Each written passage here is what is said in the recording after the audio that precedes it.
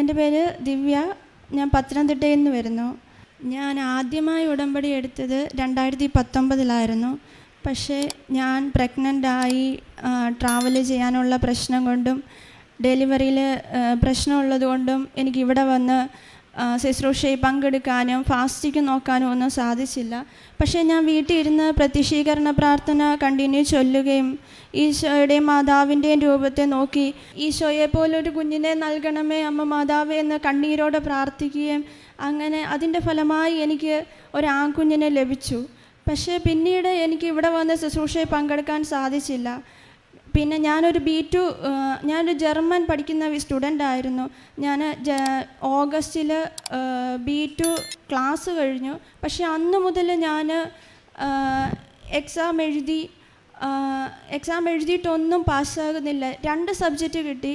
2 മൊഡ്യൂളിൽ ഒരു ബന്ധമില്ലാതെ ഏറ്റവും ലോവസ്റ്റ് മാർക്കിലായിരുന്നു കിട്ടിക്കൊണ്ടിരുന്നത്.